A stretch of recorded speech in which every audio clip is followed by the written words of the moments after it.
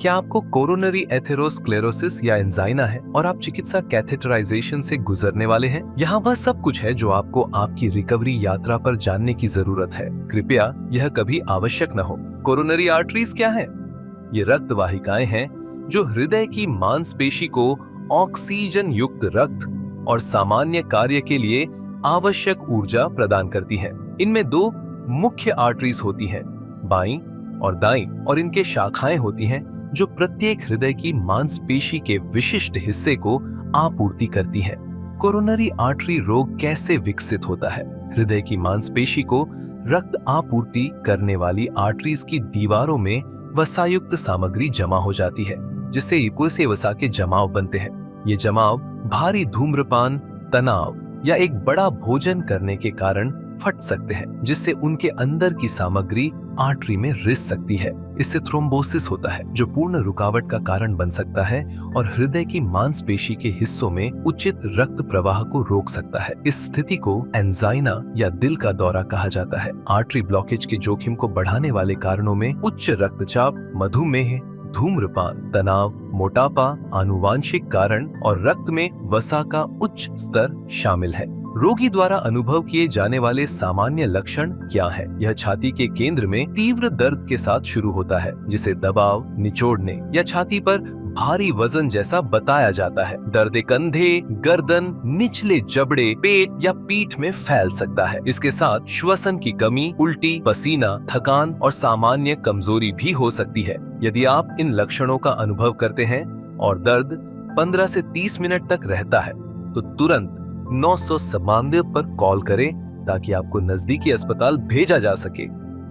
अस्पताल पहुंचने पर आपके महत्वपूर्ण संकेत इलेक्ट्रोकार्डियोग्राम, ईसीजी और हृदय एंजाइम परीक्षण किए जाएंगे।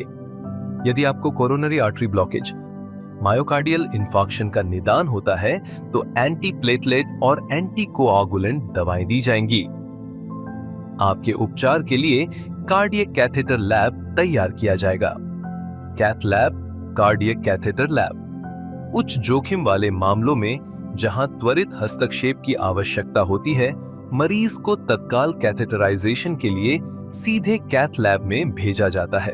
अन्य मामलों में मरीज को cardiac critical care units (CCU) में भर्ती किया जाता है और प्रक्रिया 34 से 48 घंटों के भीतर मरीज की स्थिति के आधार पर निर्धारित की जाती है। प्री कैथेटराइजेशन निर्देश: प्रक्रिया से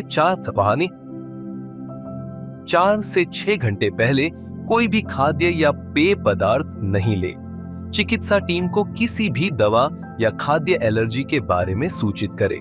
कैथेटर इंसर्शन साइट: कलाई या जांघ को शेव किया जाना चाहिए। सभी आभूषण और धातु के सामान हटा दें। कैथेटराइजेशन लैब में डॉक्टर और चिकित्सा टीम मरीज को प्रक्रिया के लिए तैयार करते हैं। प्रक्रिया की तैयारी: तनाव और दर्द को दूर करने के लिए परिधीय आर्टरी, कलाई या जांघ की साइट पर सेडेटिव दवाइयां और स्थानीय एनेस्थीसिया दिया जा सकता है। कैथेटर का इंसर्शन: फिर कैथेटर को परिधीय आर्टरी से कोरोनरी आर्टरीज में पास किया जाता है, जबकि मरीज से गहरी सांस लेने और उसे फेफड़ों में रोकने के लिए कहा जाता है, ताकि कैथेटर को हृदय तक पहुंचने में आसानी हो। नैदानिक परीक्षा: इस परीक्षा में कंट्रास्ट डाई और एक्सरे इमेजिंग का उपयोग करके किसी भी ब्लॉकेज या संकीर्णता के स्थानों का निर्धारण किया जाता है। आंतरिक इमेजिंग: एक कंट्रास्ट डाई इंजेक्ट की जाती है ताकि कोरोनरी आर्टरीज के स्पष्ट शारीरिक चित्र प्राप्त किए जा सके। इस प्रक्रिया के दौरान मरीज को छाती में गर्मी, स्वाद में बदलाव या हल्का सिर दर्द महसूस हो सकता है। चिकित्सीय हस्तक्षेप: यदि इलाज योग्य संकीर्णता का पता चलता है, तो तुरंत बैलून या दवा लेपित धातु स्टेंट का उपयोग करके आर्टरीज को खोला जाता है और रक्त प्रवाह को पुनः स्थापित किया जाता है। जब बैलून को फुलाया जाता है, तो मरीज को छाती में दर्द महसूस हो सकता है, जो अस्थायी होता है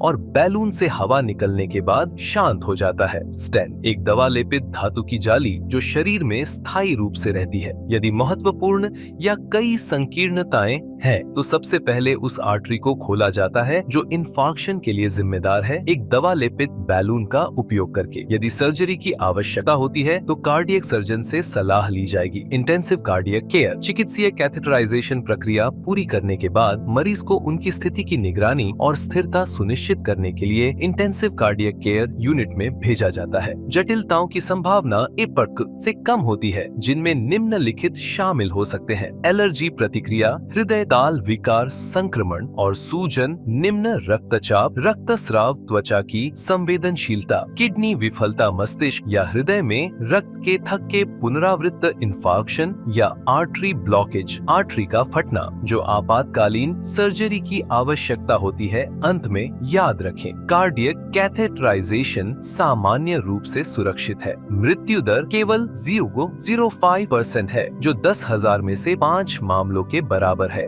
चिकित्सीय कैथेटराइजेशन प्रक्रिया पूरी करने के बाद मरीज को उनकी स्थिति की निगरानी और स्थिरता सुनिश्चित करने के लिए इंटेंसिव कार्डियक केयर यूनिट में भेजा जाता है। पोस्ट कैथेटराइजेशन देखभाल। कैथ लैब में परिधीय आर्टरी इंसर्शन साइट, कलाई या जांघ से कैथेटर सुई हटा दी जाती है और रक्तस्राव रोकने के लिए 2-6 घंटे तक एक छोटा दबाव उपकरण लगाया जाता है। कैथेटर इंसर्शन साइट को संभालना। मरीज कैथेटर इंसर्शन साइट पर रंग में बदलाव या हल्की लाली या सूजन देख सकते हैं। यह सामान्य है और कुछ दिनों में गायब हो जाना चाहिए। स्थिति के निर्देश। जब रेडियल आर्टरी कलाई का उपयोग किया जाता है, अपनी कलाई को सीधा रखें और 1 घंटे तक इसे मोड़ने से बचें। जब फेमोरल आर्टरी जांघ का उपयोग किया जाता है, अपनी पीठ के बल लेटें और 6 घंटे तक अपनी टांग को सीधा फैलाए रखें। अपनी सिर को 30 डिग्री से अधिक न उठाएं जब तक चिकित्सा टीम अनुमति न दे। करीबी निगरानी। चिकित्सा टीम महत्वपूर्ण संकेतों, रक्तचाप, हृदय की दर, श्वसन की निगरानी करेगी और नियमित रूप से कैथेटर इंसर्शन साइट की जांच करेगी ताकि रक्तस्राव या जटिलताओं के संकेत मिल सके। यदि निम्नलिखित लक्षणों में से कोई भी लक्षण उत्पन्न होता है तो तुरंत चिकित्सा टीम को सूचित करें। कैथेटर साइट पर रक्तस्राव या नमी का एहसास होना, अंगूठों में सुन्नता, इंसर्शन साइट या छाती में गर्मी या दर्द होना। आपको अस्पताल में 1 या 2 दिन रहना होगा। आपके स्वास्थ्य की स्थिरता की पुष्टि करने के बाद आपकी छुट्टी शुरू करने का समय होगा ताकि आप रिकवरी चरण में प्रवेश करें और सुरक्षित रूप से अपने सामान्य जीवन में लौट सके। रिकवरी चरण में प्रवेश करें और सुरक्षित रूप से अपने सामान्य जीवन में लौट सके। सर्वोत्तम परिणाम सुनिश्चित करने और किसी भी जटिलता से बचने के लिए अपने डॉक्टर के दिशा निर्देशों का पालन करें। 1 साल तक दवाइयाँ जारी रखें और अपने कार्डियोलॉजिस्ट से सलाह लिए बिना किसी भी दवा को न रोकें। रक्त शर्करा और रक्तचाप का प्रबंधन करें। धूम्रपान से बचें। रोजाना 30 मिनट पैदल चलें। एक स्वस्थ आहार का पालन करें। प्रिय मरीजों, हम आपसे निवेदन करते हैं कि आप इन निर्देशों का पालन करें ताकि आपकी रिकवरी सुचारू रूप से हो सके। कल्बी एसोसिएशन, सामुदायिक साझेदारी विभाग, कार्यकारी रोगी अनुभव प्रबंधन, heart health centre, King Saud Medical City, Walida Badr बिन सालेह अल राजी और पुत्र चैरिटेबल फाउंडेशन।